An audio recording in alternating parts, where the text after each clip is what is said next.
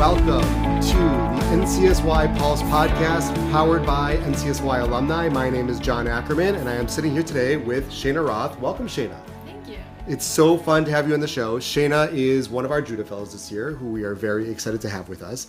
Shaina, you are a huge part of the NCSY alumni family. You were a big contributor in the New York NCSY and JSU family for the past few years, I know, hosting TJJ recruitment meetings at your home and being a big part of Rabbi Sammy Aronson's program. Tell us how you got involved.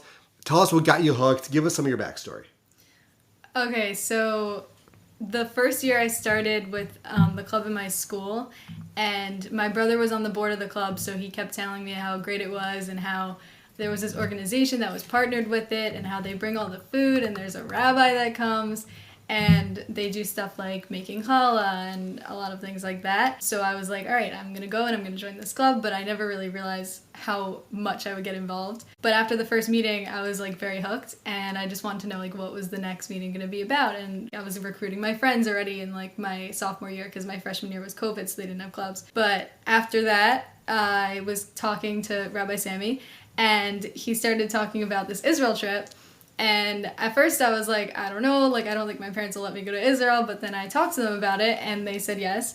So I ended up going on TJJ, and that was basically what really got me hooked with JSU and getting involved outside of the club. So this is your brother Skylar, right? Okay, so your brother Skylar gets you involved, and Rabbi Sammy is Sammy Aronson, friend of the show, good friend of mine. So you went on TJJ, and who was the TJJ bus director? Well, it was Rabbi Manu Haas and Rabbi Zatz. Got it. I got to tell you, I think so far for all of the New York NCSY alumni that we've interviewed who've gone on TJJ, Rabbi Manu Haas seems to be one of the favorite characters in all of their stories. So major shouts to Manu for being a huge player here. So you went on TJJ, you got very involved in your club, which was Comac High School? Mm-hmm. Okay.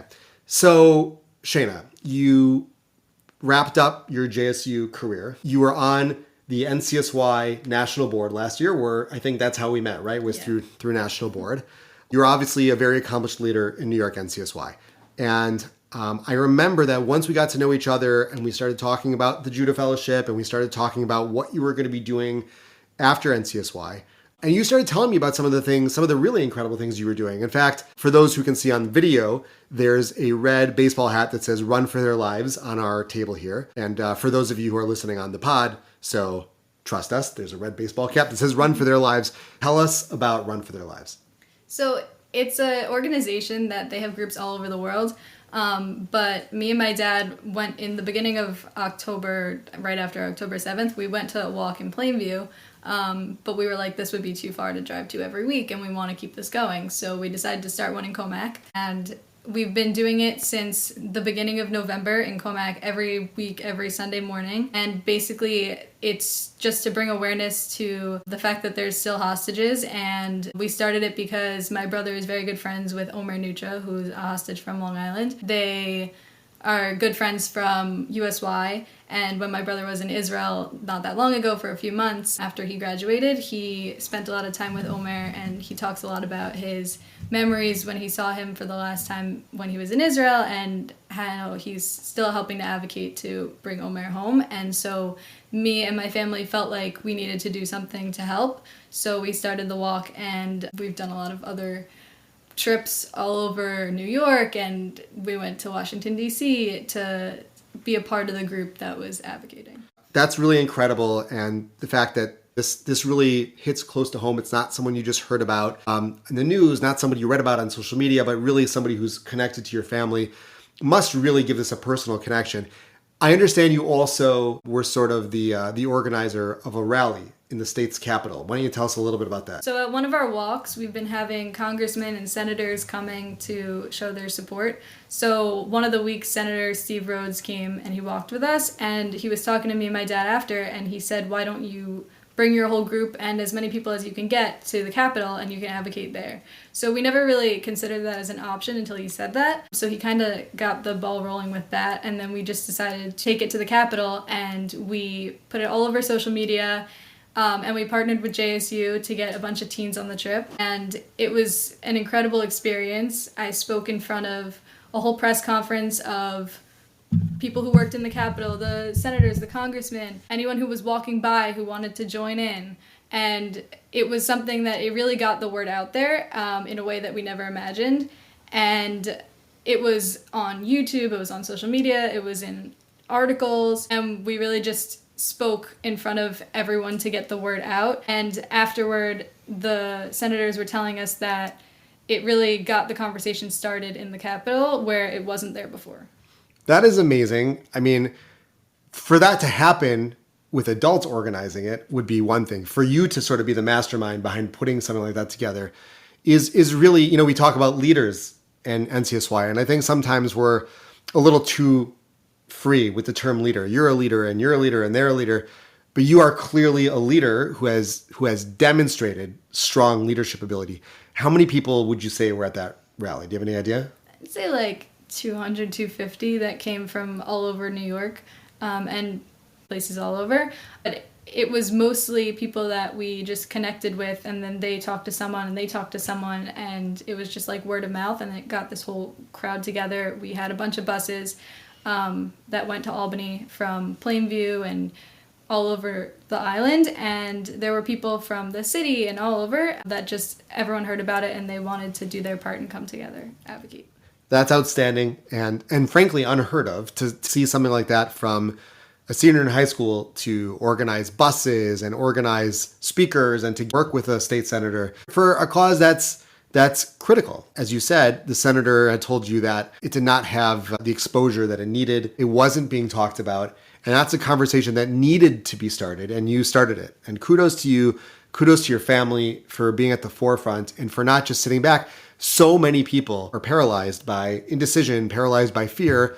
What do we do? What can we do? And you guys snapped into action immediately, and that's unique and it's amazing. And I'm very proud to have you as part of the fellowship and to count your family as friends, not just of us, but of the organization. So now that you accomplished that, you are a national board member, you were a leader in your JSU club, and now you're in college and you've joined the Judah Fellowship, which we are grateful and excited to have you on the team. I believe you were, in fact, our first recruit this year for the Judah Fellows, and you are enrolled at University at Buffalo and had an unfortunate spill, so you're taking the semester off. But God willing, you'll be back at school soon. Is there anything, when you look at what you've heard and seen about Jewish life on campus and all over the country and the protests and just the environment, is there anything that you're concerned about in terms of, establishing yourself as a very active Jewish person, Jewish leader on campus? Anything that you're concerned about and anything that you're excited about along the same lines? I have to say personally,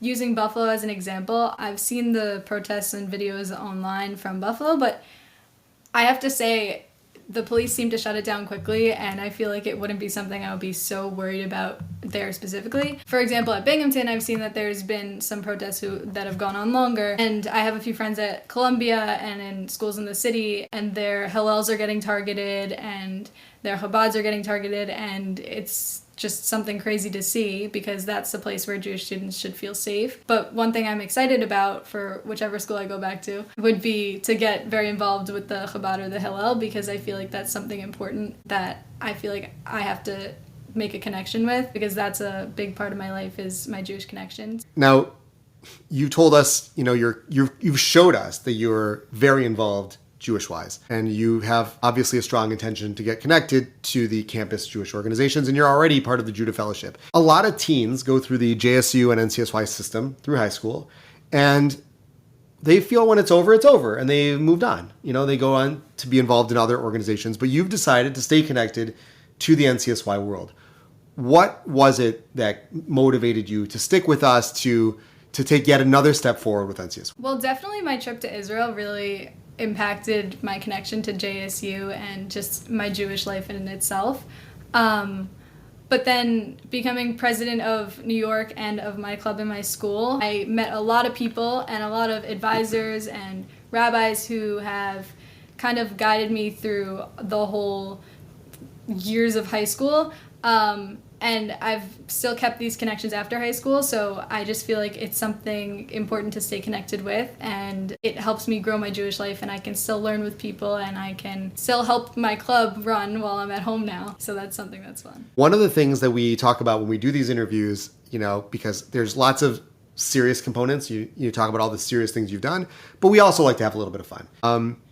Do you have a favorite Jewish food? Or is there a food that when you see it, you run the other way, you won't consider it, you won't touch it, or you've had it and you deeply regret it? Favorite Jewish food? I have to go with matzo ball soup. It's a classic. It is a classic. I don't know about the other one. So there's no food that you're like, you look at it and you're like, no, absolutely not. I will not try that. Gefilte fish. That is 99% of the people say like gefilte fish is like an absolutely, it's a deal breaker. Do you have any Jewish talents? Anything that's specific? Anything that you like to do that's sort of like Jewish or Israel themed? I don't know. You could say no. It's a Jewish talent. Some people say singing, baking, like cooking kosher food or like Jewish food. At camp, I work at Camp Ramah in Nyack. It's the best place in the world. You should. And I joined a group called Ramah Capella, which is the a cappella group, and we sing like Jewish songs. So for Shabbos, we have like a list of songs for each Shabbos, and we all learn them together, and it's a lot of fun. So that's something I do. I sing with Ramah Capella. That's so cool. What's your favorite song? Well, there's some history behind it, but my favorite one is Amen. It was on Eurovision, I think. I don't know who sings it. But on Fridays, we do Hatikva facing the Israeli flag, and that's how we like close it out before Shabbos comes in with the kids. And then on the last Shabbos of camp, we sing Amen just for the counselors and the director and everyone, just as like a closing of the last Shabbos and the last Shabbos at camp. And the director always cries, and it's a lot of fun. That's great. It's always fun making people cry. Yeah. That's always a highlight. No, I'm with you.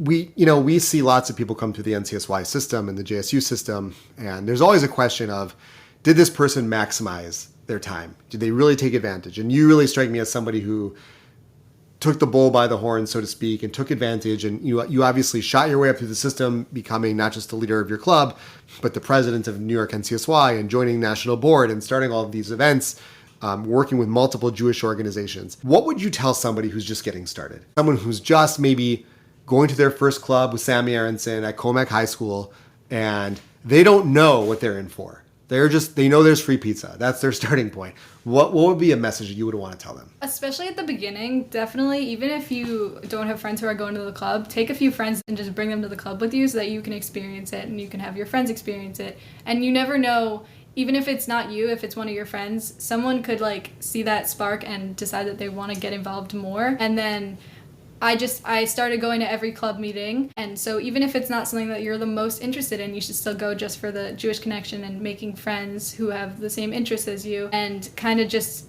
getting involved with the culture of the club and the atmosphere of everyone when there's singing at the club, or if they're making challah instead of standing off to the side, like get yourself involved. And definitely if you're given the opportunity to have a leadership role in your next year or the year after or whenever, take it, because you never know where it could bring you to. That's awesome. Thank you so much. That's a really, really good answer, and we're going to have to share that. You've been great. Thank you very much. We're going to ask you one more quick question here. Is there somebody or somebodies in the NCSY JSU world that you would like to thank? Staff or other people that you want to give a public thank you to? Okay, I have to give a shout out to Sammy. Rabbi Sammy's behind the camera right now. He's helped me a lot through all of high school with all the leadership roles, and he's the one who helped me get involved with NCSY National Board. And just from the very beginning, and even when I was in Israel checking in and seeing how it was going in Israel, she's just helped me along the way a lot. Also, Manu has definitely made a big impact on my life throughout the time I've known him after TJJ and during TJJ, and we still keep in touch. And all of my advisors from TJJ and from any other programs that I've been on since then, like Yarchei Kala and different Shabbatons I've gone on, that I've gotten really close with some of the advisors that I still keep in touch with, a lot of them. So that's really impactful to keep these connections to this day. That's a great answer, and I will tell you, I agree with everything you said. And you mentioned two of my really, really good friends at NCSY, and Manu and Sammy. I echo your thank you to them. particularly to Sammy, although obviously for Manu also, but Sammy and I are now quasi neighbors in West Hempstead on Long Island. And I was super excited when I heard that Sammy was moving to my neighborhood. I'm like, this is going to be great. We're going to hang out. We're going to see each other on Shabbos. That was like, I think, a year ago. We have yet to see each other on Shabbos, but that's because Sammy, I think on purpose, maybe moved to the exact opposite side of town from me. So I'm not sure what the message is here. I'll have to ask him, but I echo what you said. Sammy's one of the greatest. He's a good friend. And I think that we're really lucky to have him, both of us, to have him in our lives. Shaina, this was great. I'm going to give a quick shout out to your mom, who's been super supportive of letting us borrow your house to record this and so friendly for the past few days. But this has been tremendous. And really thank you to the whole Roth family for letting us borrow you from time to time. You are clearly a skyrocketing Jewish leader. We're very proud of you and what you've accomplished, and we can't wait to see what happens next. Okay, this has been NCSY Pulse, powered by NCSY Alumni. This is John Ackerman. We'll catch you next time.